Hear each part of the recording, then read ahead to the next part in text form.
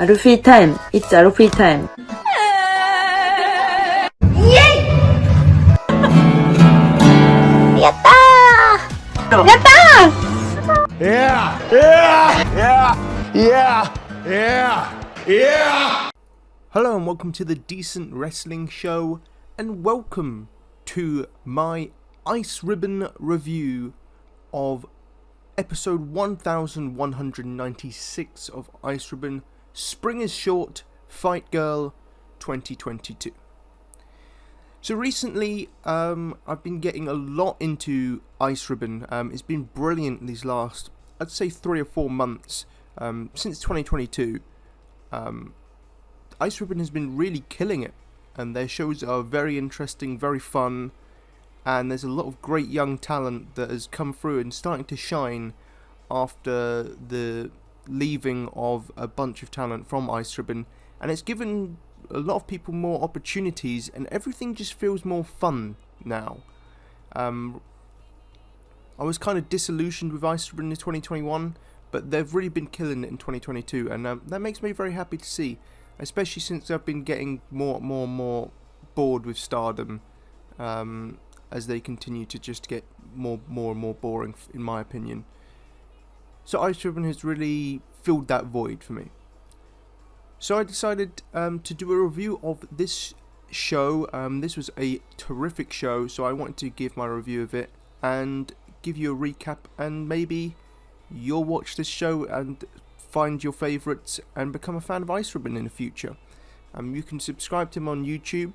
They have their own membership subscription now, which is really good. Club Ice Ribbon. They live stream shows there from the dojo. Every now and then they air a big show as well on there. But let's get straight into the review of this show.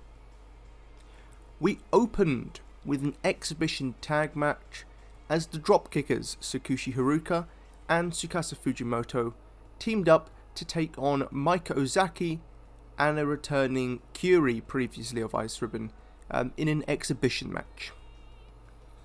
This was a fine, quick-paced and short match which ended in a 5-minute draw. Kyuri didn't really miss a step, and of course the Dropkickers are terrific, when are they not?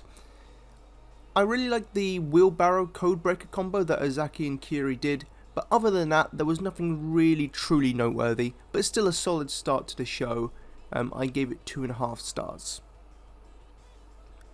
But the proper opener, the first official match, as that was just an exhibition match, was a 6-woman tag as Bani Oikawa, Cherry, and Kiku, who is in her mid-40s and is still a rookie. She debuted very shortly, and she went through 5 matches against top opponents to increase her strength, and she tried to get a win. She lost all 5 matches, but she growed so much from it, and you could really feel that she was desperate to win. We heard stories about her children were getting made fun of by other kids because their mother was losing all these matches. So you really want to see Kiku succeed. And they took on the 13-year-old Saran, who had her bubble machine, Natsumi, and one of my favourites now, Ishikawa. Saran was being her usual bratty self, and I'm all for it. She is so fun to watch. Bani showed some fire with some nice kicks and a wheelbarrow kick. Natsumi had the highlight with a beautiful springboard crossbody and a Northern Light suplex with a absolutely perfect bridge. Now Ishikawa hit an Alabama slam before chaos interrupted, as it usually does in 6-woman, 8-woman tags. Kiku and now Ishikawa had the finishing moments of the match, with Kiku shocking the world and rolling up now for the win. A truly lovely, emotional moment for Kiku, and her children and her fans can be so proud of her now. And honestly, I did not expect seeing this coming, because I saw the result and I thought, oh, probably Cherry pin someone. Maybe Bani pin someone. I doubt Kiku will. But so seeing Kiku pick up the victory was a really nice surprise. I'm so happy for her. Now was unhappy with the result after the match, but she had to be held back by her teammates. Overall, I really enjoyed this one. Bani is improving from the last time I saw her, and Natsumi had a really great showcase, along with Saran being Saran. And the very nice moment with Kiku winning made me smile a lot. So I gave this one 3 stars, and the match went 11 minutes and 35 seconds. Good match. Next up was Maya Yukihi, who is a freelancer now, formerly of Ice Ribbon. She returned here to take on Kaho Matsushita, who is another young up-and-coming talent in Ice Ribbon who definitely has a bright future ahead of her. This match went 10 minutes and 11 seconds. This was a terrific showcase for Kaho, and it really served to elevate her standing in Ice Ribbon. She kicked off straight away with a suplex and busted out some new moves along the way after taking a beating from Yukihi, but Yukihi could not beat Kaho yet. Kaho hit a front suplex and a unique spinebuster slam. There was much more back and forth than I thought going in. I thought it was going to be more one-sided, but Kaho got a lot of offense in, and Yukihi could not put Kaho away so easily. It was nice storytelling showing that Yukihi underestimated Kaho, and Kaho was showing her growth and strength. So it was nice storytelling throughout. Eventually, after 10 minutes, Yukihi made Kaho submit. But a really great match with Kaho showing a ton of fighting spirit, and she's only elevated in defeat. Yukihi is simply amazing, and they told a really good story with a lot of good action throughout it. And run this match back in a year or so, and it'll be even better, maybe with Kaho winning. But overall, a terrific match, 3 3/4. Next up was a tag team match. Ibuki Hoshi and Yuki Mashiro, the Gacha King, my 2 favourites from Ice Ribbon, teaming. They took on Makoto and Rina Yamashita. So 2 veterans taking on Ibuki and Yuki Mashiro, 2 young talent, again in Ice Ribbon. Mashiro showed her brilliant entertainment skills instantly by running to attack Makoto and Rina and just getting beaten up instantly, while Ibuki did nothing to help. Mashiro tried her eye poke offense, but to no avail. Makoto and Rina had it scouted. But eventually Mashiro did make a comeback and showed her resilience, as she works amazingly as the underdog. Ibuki came in and had some lovely work with Rina Yamashita with some nice crossbodies. And just never get into a chop off with Ibuki Hoshi. Her chops are just immense. Makoto and Ibuki was also good stuff when they got in the ring with each other. Eventually Mashiro came back in and fared well, poking Rina off on the top rope and pulling her down. She did then nearly get knocked out with a sleeper hold, but Ibuki made the save before they hit a double suplex on Rina Yamashita. Mashiro with some nice near falls before passing out in a sleeper. This was so much fun. They went about 13 minutes. Ibuki and Mashiro made a great team. Mashiro is so entertaining and showed great resilience in this. And Ibuki was fantastic, as she usually is. She just literally just has instant chemistry with everyone. Great match, 3 3/4, and my favourite match of this show so far. Up next was an 8-woman tag match. Thick Thighs Save Lives, as Maika Ozaki, Totoro Satsuki, Yappy, and Yuna Manase teamed up. They took on the Colors unit with Galaxy Punch, Saki and Hikari Shimizu, and Rina Amakura and Yuko Sakurai. Lots of fun action with Colors doing their butterfly train, and Thick Thighs Save Lives hitting body slams each. Yappy had a really good performance to begin, before we got a Ozaki and Rina Amakura having a hoss-off with their similar offensive styles, hitting shoulder blocks and sentons. We then got some Yuna Manase, which is always a delight, and she showed off her stupendous strength in her double lariat on Galaxy Punch. They tried for a double team move, she used the strength to pull them back in and hit a double lariat. Her and Totoro, named Big Dakai, did some good work together before Colors ran the corner train on Totoro, with Shimizu hitting a wonderful step-up kick. Totoro did get her payback with a corner splash, but Yuna was also in the corner, so she hurt Yuna in the process too. Colors hit a double suplex on Totoro before Rina hit a top rope senton and Shimizu a top rope foot stomp, but only for a 2 count. We got some back and forth before Shimizu pinned Totoro. This was a really fun 8-woman tag. All 8 got time to shine with an all-action back and forth match. And I really want to see more of the Thick Thighs Save Lives team. It's a great motto in life as well. And it was also building up to Big Takai vs Galaxy Punch, which took place at their big show on May 4th.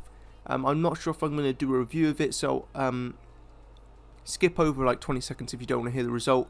But Big Takai beat Galaxy Punch, and Unamanase holds a belt in Ice Ribbon, which is really cool to see. I can't wait to watch the match when it airs. But yeah, a great match. 3.5 stars, 13 minutes and 17 seconds. Good stuff. The co-main event was Tsukasa Fujimoto taking on Arisa Nakajima for the Seedling Beyond the Sea Championship. This was the only championship match on this night. They went 19 minutes and 45 seconds, and this was brilliant. Had a big match feel as these two are best friends, and coincidentally that's their team name, and they're both legends in their own right. A super quick start, and just the opening 30 seconds sums up this. 両者の動きであります。さあまずは中島、いや違う、藤本の方が先制するか。さあどちらが仕掛けていくか。おっとまずは一発、中島のキック、しかしブリッジで返すのは藤本。しかしそれを髪をほどいていくのは中島だ。さあ今度は空を切った。しかし藤本が逆転の PK、 これも空を切る。 Brilliant. This was a lot of back and forth with smooth and stiff offense from both. I loved Tsukasa's reversal from an ankle lock, and Arisa's out of nowhere power slam never fails to amaze. We got a top rope DDT on the apron from Arisa Nakajima, which looked great, but these two know each other so well that no one could really take advantage for too long without their stuff being reversed. Tsukasa hit 3 infinities in a row, which is a modified La Magistral. It looks beautiful, but Arisa Nakajima surprisingly kicked out of all of them. Some hard elbows and slaps from both in a slugfest before Tsukasa hit a 4th infinity, but again could not get the victory. Arisa Nakajima hit a nasty looking German suplex before some more big back and forth stuff. Eventually, Tsukasa Fujimoto succumbed to 2 dragon suplexes after missing her corner enziguri, which is labelled the Venus Shoot.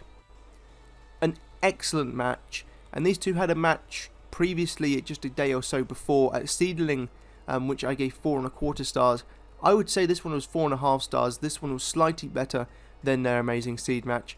Fast paced, a lot of stiff strikes and smooth transitions, as Tsukasa Fujimoto is one of the smoothest wrestlers in the world, and just overall never got tired of anything.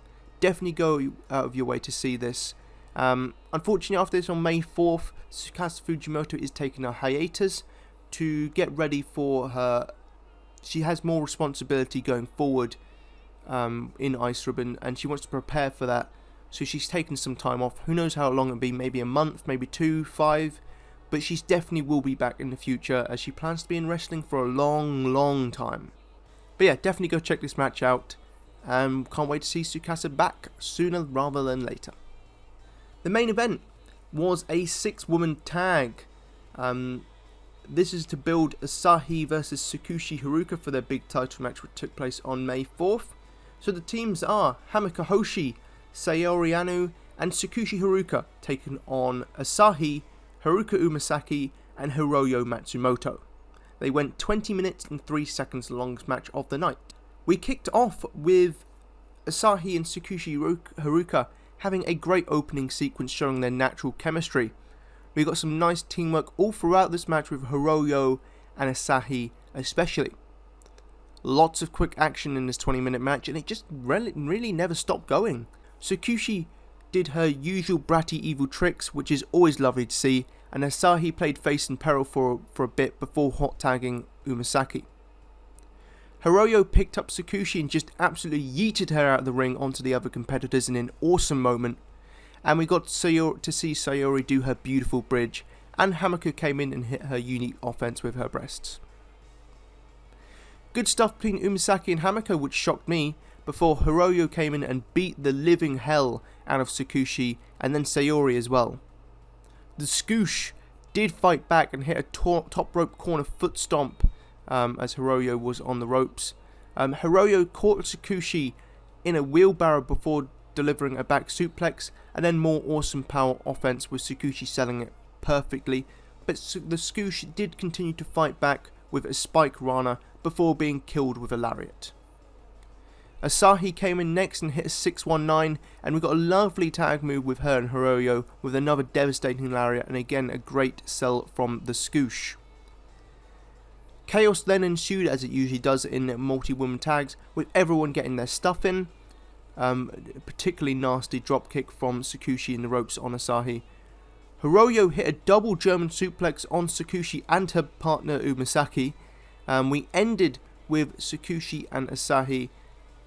Asahi hit her Northern Lights suplex, but that did not win the match.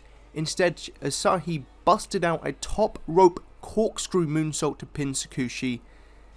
An amazing main event. Asahi with another standout performance, and the Tsukasa, of course, was another focus point in this match, and she is just simply fantastic. Unfortunately, on May 4th, Sukuchi would have her final match as she's retiring after, I believe, 12 or 13 years in the business. It's sad to see her go. She was one of the best performers in Ice Ribbon, if not the best. One of the best in history of Ice Ribbon. Fantastic career that she had, and her last year, she went out with a bang, having match and match of the year candidate everywhere she went. So sad to see her go, but Ice Ribbon's in great hands with the likes of Asahi, Keiyo Matsushita, Yuki Mashiro, Ibuki Hoshi, Saran, Naoya Ishikawa. They've got some great talent, so they'll be perfectly fine.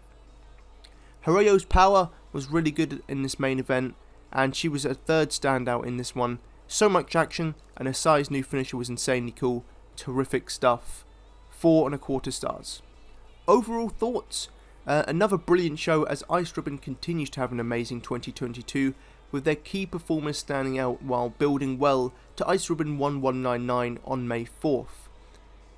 The match of the night for me was Tsukasa and Arisa Nakajima, but make sure to check out the main event 6-woman tag as well.